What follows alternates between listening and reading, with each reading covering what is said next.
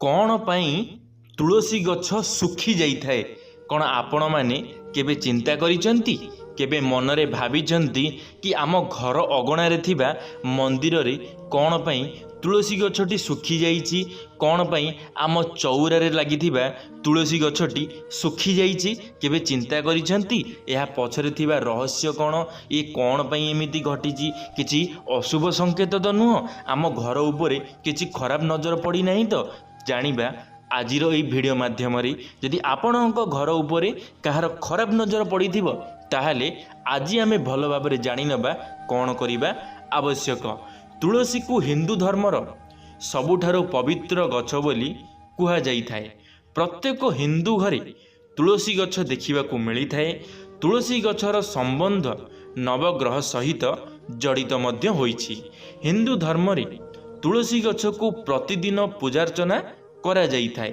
एहा द्वारा घरे कौनसी नकारात्मक ऊर्जा सृष्टि होई न थाए किंतु आम द्वारा एमिति मध्य किछि भूल होई थाए जहा फଳରେ तुलसी गछ सुखिबाकू लागि थाए एवं पत्र झड़ीबाकू लागि थाए। आमे एमिति कौन भूल करि थाउ जे जहा द्वारा तुलसी गछर पत्र झड़ीबाकू लागि थाए तुलसी गछ मरी मध्य जाई थाए सुखी मध्य जाई थाए कौन पई एमिति हेई थाए।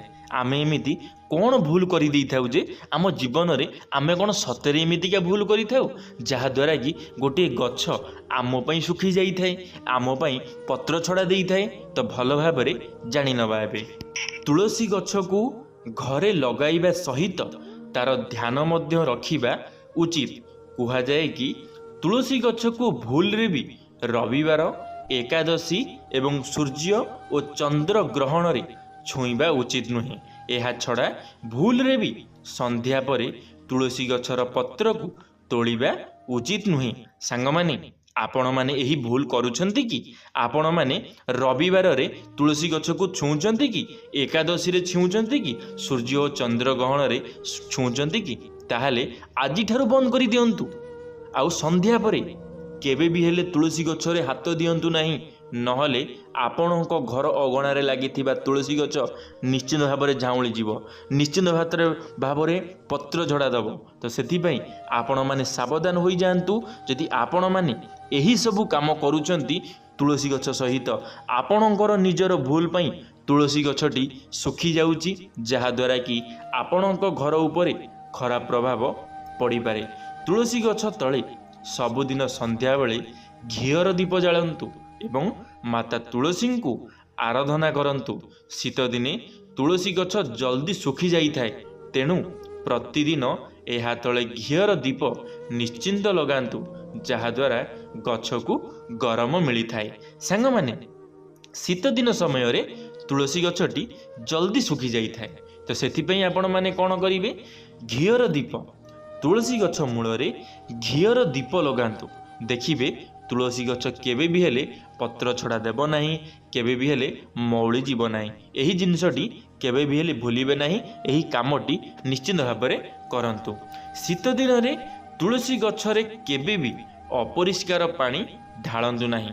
पानी रे कंचा क्षीर मिसाई तुलसी गछ रे देबा बहुत भल होई थाए। सांग माने जदि आपण माने तुलसी गछ रे पानी सहित कंचा क्षीर को मिसेइगिरी दौछंती ताहाले आपण को बहुत लाभ मिलिबो। आपणको जीवन रे आपण माने बहुत आगु को बढ़िबे। तो सेति पई एकथा मध्य लेखिगिरी रखंतु आपण माने जेबे भी तुलसी गछ रे पानी देउछंती पानी सहित किछि क्षीर मध्य मिश्रण करंतु कंचा क्षीर किछि मिश्रण करी गछर मूल रे दियंतु देखिबे आपण को केउ बळी लाभ प्राप्त हेबो। शास्त्र रे कुहा जाइछि कि तुलसी गछरे लागिथिबा सुखा मंजी को बाहर करदेवा उचित कारण सुखा मंजी द्वारा तुलसी माँ दुखी रही थांती।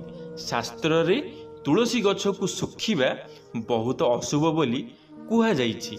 एमिति हेबार कारण व्यक्तिर खराब स्थिति आरंभ हेबाकू जाउछि।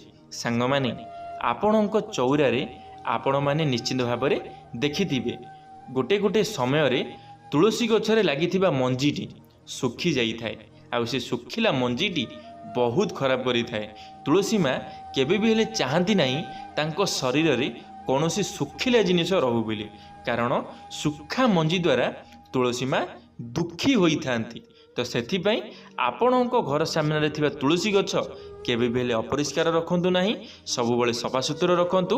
ଆଉ ଯଦି କୌଣସି ମଞ୍ଜି ଶୁଖି ଯାଉଛି ତାହେଲେ ତାକୁ ଗଛରୁ କାଢ଼ି ଦିଅନ୍ତୁ। ଆଉ ଗୋଟେ କଥା ମନେ ରଖିଥାନ୍ତୁ, ଯଦି ତୁଳସୀ ଗଛ ଆପଣଙ୍କ ଘର ସାମ୍ନାରେ ଲାଗିଛି ଆଉ ସେ ଗଛଟି ଆପେ ଆପେ ଶୁଖି ଯାଉଛି, ଆପଣମାନେ ଭଲସେ ଯତ୍ନ ନେଉଛନ୍ତି, ତାପରେ ମଧ୍ୟ ମାତା ତୁଳସୀ ଶୁଖି ଯାଉଛନ୍ତି, ତାହେଲେ ଆପଣମାନେ ଜାଣି ରଖନ୍ତୁ ଆପଣଙ୍କ ଜୀବନରେ ଗୋଟିଏ ବହୁତ ବଡ଼ ଘଟଣା ଘଟିବାକୁ ଯାଉଛି। ଆଉ ନିଜକୁ ସାବଧାନ ମଧ୍ୟ କରେଇ ଦିଅନ୍ତୁ, ନିଜ ପରିବାରକୁ ମଧ୍ୟ ସାବଧାନ କରେଇ ଦିଅନ୍ତୁ। କେତେବେଳେ କ'ଣ ଘଟିବ ଆପଣ ମଧ୍ୟ ବୁଝିପାରିବେ ନାହିଁ, କାରଣ ଭଗବାନ ଯେତେବେଳେ ଯାହା ଚାହିଁଥାନ୍ତି ତାହା କରିକିରି ଦେଖେଇ ଦେଇଥାନ୍ତି। ତ ସେଥିପାଇଁ ମାତା ତୁଳସୀଙ୍କ କହିବା କଥା, ମୁଁ ତୁମମାନଙ୍କୁ ସଂକେତ ଦେଇଦେଲି, ଏବେ ତୁମମାନଙ୍କ ହାତରେ କଥା, ତୁମେମାନେ ନିଜକୁ କେମିତି ସୁରକ୍ଷିତ କରିବ। ତ ସେଥିପାଇଁ ଯେତେବେଳେ ଆପଣଙ୍କୁ ଲାଗୁଛି କି ତୁଳସୀ ଗଛଟି ଶୁଖି ଶୁଖି ଯାଉଛି ହେଲେ ଆମେମାନେ ଭଲ ଭାବରେ ଯତ୍ନ ନେଉଛୁ, ତ ଜାଣି ରଖନ୍ତୁ କିଛି ତ କିଛି ଘଟଣା ଆପଣଙ୍କ ସହିତ ଘଟିବ ନିଶ୍ଚିନ୍ତ ଭାବରେ। ତ ସେଥିପାଇଁ ଆପଣମାନେ ସାବଧାନ ରୁହନ୍ତୁ। ତୁଳସୀ ଗଛ ମଣିଷକୁ ଆସୁଥିବା ସମସ୍ୟା ବିଷୟରେ ଆଗରୁ ଜଣାଇଥାଏ।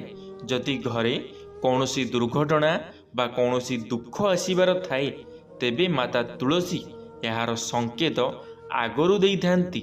ତେଣୁ ଯଦି ଘରେ ତୁଳସୀ ଗଛ ଶୁଖି ଯାଉଛି, ତେବେ ସେହି ଶୁଖା ଗଛକୁ ତୁରନ୍ତ ବାହାର କରି ନୂଆ ତୁଳସୀ ଗଛ ଲଗାଇ ଦିଅନ୍ତୁ। ସାଙ୍ଗମାନେ, ମାତା ତୁଳସୀ ମଣିଷକୁ ଜଣେଇ ଦେଇଥାନ୍ତି ଆପଣଙ୍କର କ'ଣ ସମସ୍ୟା ଆସିବାକୁ ଯାଉଛି। ଆଉ ଯଦି ଆପଣମାନଙ୍କୁ ଲାଗୁଛି ତୁଳସୀ ଗଛ ଶୁଖି ଯାଉଛି, ତାହେଲେ ଆପଣମାନେ ସେହି ତୁଳସୀ ଗଛକୁ କାଢ଼ି ଗୋଟିଏ ନୂଆ ତୁଳସୀ ଗଛ, ହରାଭରା ତୁଳସୀ ଗଛକୁ ଲଗାନ୍ତୁ। ଦେଖିବେ ଆପଣଙ୍କ ଜୀବନରେ ଯାହା ବି ଦୁଃଖ ଥିବ ଧୀରେ ଧୀରେ ଦୂର ହେବାକୁ ଲାଗିବ। ତ ସେଥିପାଇଁ କେବେ ବି ହେଲେ এই କଥାଟିକୁ ଭୁଲିବେ ନାହିଁ। ଯେବେ ବି ଆପଣଙ୍କୁ ଲାଗୁଛି, କୌଣସି ବି କାରଣରୁ ଆପଣଙ୍କୁ ଲାଗୁଛି କି ଆମ ଘର ସାମ୍ନାରେ ଥିବା ମନ୍ଦିରରେ ତୁଳସୀ ଗଛଟି ଶୁଖି ଶୁଖି ଯାଉଛି, ତ ଯେତେ ଜଲ୍ଦି ପାରୁଛନ୍ତି ସେ ଗଛଟିକୁ ବଦଳାଇ ଦିଅନ୍ତୁ, ନହେଲେ ଆପଣମାନେ ଅସୁବିଧାରେ ପଡ଼ିପାରନ୍ତି। ଧନ୍ୟବାଦ ସାଙ୍ଗମାନେ, ଭିଡ଼ିଓଟିକୁ ଶେଷ ପର୍ଯ୍ୟନ୍ତ ଦେଖିଥିବାରୁ ଆପଣମାନଙ୍କୁ ଅଶେଷ ଅଶେଷ ଧନ୍ୟବାଦ। ଆଶା କରିବି ମୋର এই ଭିଡ଼ିଓରୁ ଆପଣମାନଙ୍କୁ ନିଶ୍ଚିତ ଭାବରେ କିଛି ନା କିଛି ଶିଖିବା ପାଇଁ ମିଳିଥିବ। ଯଦି କିଛି ଶିଖିବା ପାଇଁ ମିଳିଥିବ ତାହେଲେ ଲାଇକ୍ଟିଏ ନିଶ୍ଚିତ ଭାବରେ କରିଦେବେ। କମେଣ୍ଟ ବକ୍ସରେ ଆପଣମାନଙ୍କର ମତାମତ ରଖିବେ। ଯଦି ଆପଣମାନେ ଆମ ଚ୍ୟାନେଲରେ ପ୍ରଥମ ଥର ପାଇଁ ଆମ ଚ୍ୟାନେଲଟିକୁ ସବସ୍କ୍ରାଇବ୍ ନିଶ୍ଚିତ ଭାବରେ କରିଦେବେ। ଧନ୍ୟବାଦ। ଜୟ ଜଗନ୍ନାଥ, ଜୟ ମା ଶାରଳା, ଜୟ ଶ୍ରୀକୃଷ୍ଣ।